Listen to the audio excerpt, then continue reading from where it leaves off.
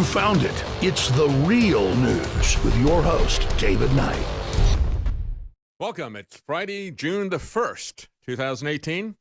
A big day in international politics. We've had a capitulation, I guess we could say, by the people running the European Union in Brussels. They were very concerned, I think, that their heavy-handedness there in imposing a finance minister that was a former director of the IMF was going to backfire, clearly, and it was going to unify the anti-EU opposition. It would have turned into, in this election that would have been in September, I think it would have turned into an Italy-leave, basically a kind of Brexit to get Italy out of it. I think that was pretty clear. So they capitulated.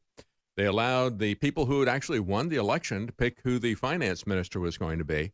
It has now had, after a lot of economic turmoil, things have turned around a bit.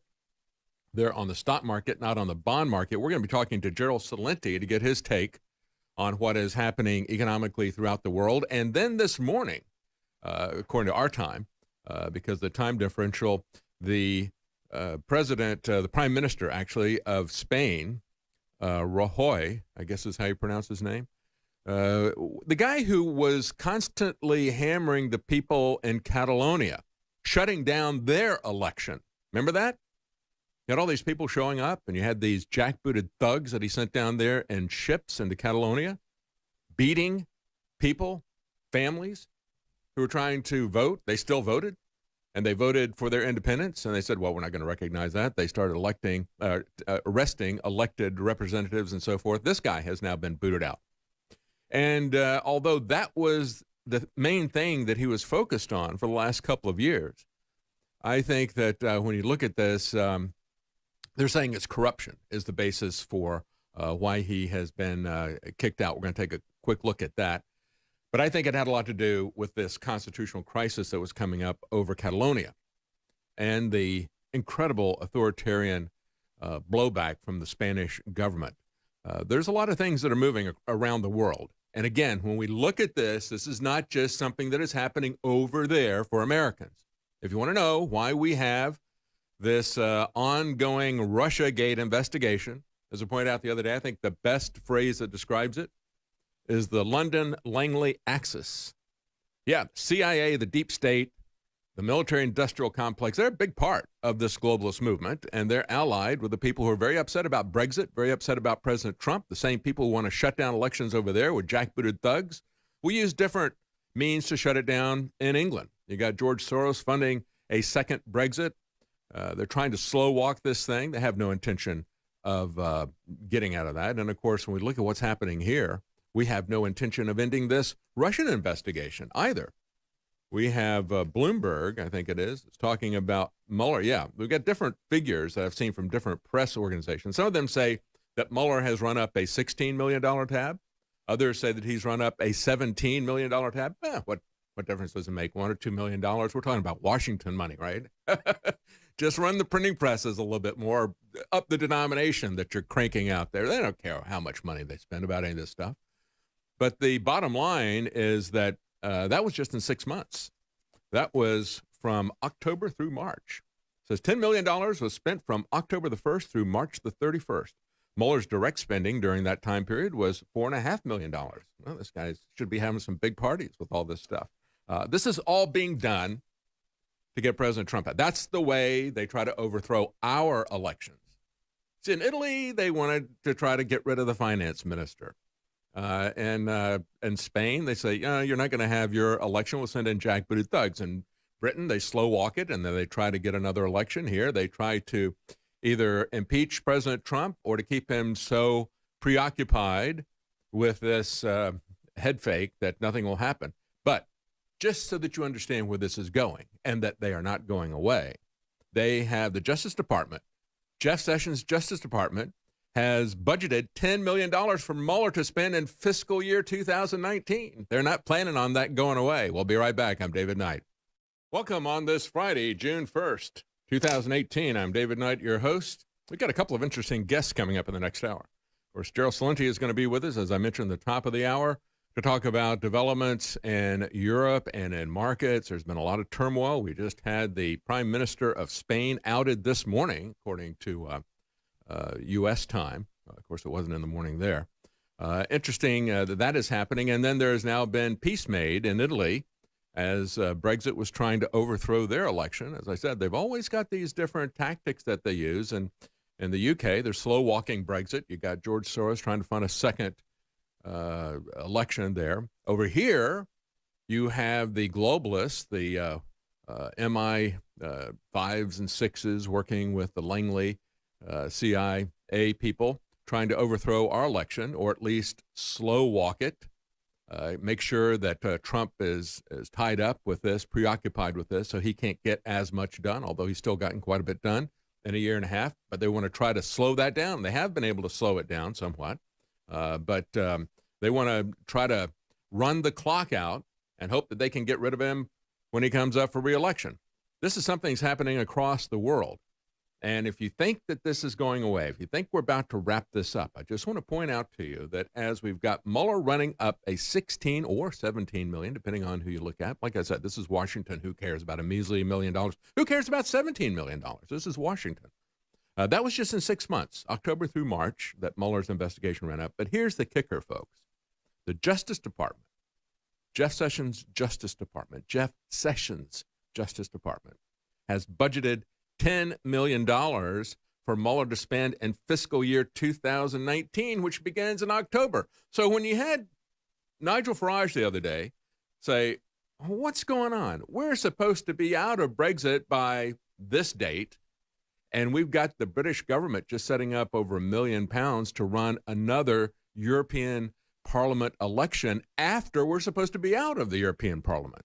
Looks like they're not planning on following through on Brexit. And it looks like the Justice Department is not planning on this thing to ever end either, doesn't it? If they're still going to give another $10 million starting in October. That's the Justice Department putting that up. All right, so Gerald Celente is going to be joining us. Also, Brian Kaplan, professor of economics at George Mason University, is going to be joining us. He's written a couple of books, The Myth of the Rational Voter, but we're going to be talking to him about his other book, Selfish Reasons to Have More Kids and the Case Against Education. And I would say that based on what he's saying, he's not talking about that we should be ignorant. We have to make a distinction between education and schooling systems. I'm all for education, but I'm all against school systems. Okay, let's understand the difference between the outcome and the institution. Big difference. They become synonymous in the vernacular. So I'm sure that's why he put it out that way. But he'll also be our guest coming up in the next hour. Now, when we're talking about things that never change, and the fact that Mueller is going to be getting another $10 million beginning next year from Jeff Sessions to continue the charade, in Afghanistan, we're hoping that the 17th general is going to be the charm. This is the headline from the American Conservative. And folks, I think maybe a better name for the Afghanistan war, or you could just add all the different wars to it. The Groundhog Wars, right? Because one of the things that evidently transformed in our country after September 11th is the whole idea that, A, we should ever have a reason, we should ever have an endpoint, a declaration for the war, we shouldn't have a definition for winning because we're just going to be doing this forever and ever. And so here we are on our 17th general. And as they point out, despite U.S. Air Force sorties that far exceeded 2016 levels, the Taliban remains a potent fighting force able to launch effective operations against Afghan troops who heavily depend on their corridors for resupply. In other words, they're still dependent on us for air support. They can't make it without us. So we're still there. And here's an example. Earlier this month, Taliban fighters swept through the capital city of Farrar province with little resistance from government forces. Although Kabul quickly retook the city, the Afghans had to request air support from the U.S., another sign that despite spending over $78 billion in American taxpayer money, the Afghan army still is unable to defend its country without significant air and logistical support from Washington. And they say, sadly, we've seen this movie over and over again for over a decade and a half. In the first scene, a decorated general is appointed by the president to turn the war around. And you know what this movie is called? Maybe some of you have seen it. The War Machine, with Brad Pitt playing the part of General McChrystal. And, of course, it was based on the diaries of Michael Hastings, who was subsequently killed by our government, I believe, if you look at how that accident went down. Anyway, certainly did get the people around McChrystal angry, but it may have been the FBI and CIA who were even more upset about what he was about to reveal about them, who killed him. Anyway, so in the first scene, a decorated general is appointed by the president to turn the war around. That's the way the movie begins, The War Machine. That's the way his book began. Act 2 involves a few glowing profiles in the media about the new commander's unique traits as a thinker, an innovator, a warfighter. And I'm sure he went to West Point as well, right? The American people, this guy did, this new one, the American people are told that perhaps this particular commanding officer will be the one to sprinkle fairy dust over the war and to transform an unwinnable conflict into something the White House can call a victory. Yeah, that's it. The groundhog wars of the 21st century here in America. It isn't going to change, folks. Look, one of the reasons we're there is for the opium, the heroin and other things that the CIA wants. The other thing is that it's got some of the largest supplies of lithium and also other rare earth minerals. That's why we're not ever leaving there. That stuff may be more valuable than oil in the future because oil is getting to be pretty plentiful. We found new ways to extract it. And once we change the way that we do the coal plants, we have so much coal in this country that even if we didn't go to a new form of energy, even if we just remained with fossil fuels, coal and oil, that's going to go down in value. That's what the Saudis are so worried about. But you're going to see things like lithium, and you're going to see things like the rare earth minerals that the Chinese have been very busy getting control of. You're going to see that go up in value. That is why we're in Afghanistan. I'm absolutely convinced. I don't think that's a good reason for us to be there either. A lot of you people say, yeah, it's good. That's good. No, I don't think so. I don't think so. Anyway, I don't support war for profit. Sorry. I'm a Christian. We used to have a country that was based on Christian principles that would say that you don't attack people in a form of armed robbery to the nth degree. This is what that is. And you only attack people if you've been attacked. And you stop when the attack stops. That's the same rules we have if somebody breaks into your house to steal your television set. If they're coming at you, you can shoot them. If they're running away with your TV set, you can't shoot them in the back. But we do that with our foreign policy. That's what it's all about. In London, something else is not changing, and that's the violence there. A spate of violent attacks across the city in just a few hours left 4 people seriously injured. 3 people were hit with knives. We talked about that at the beginning of the week.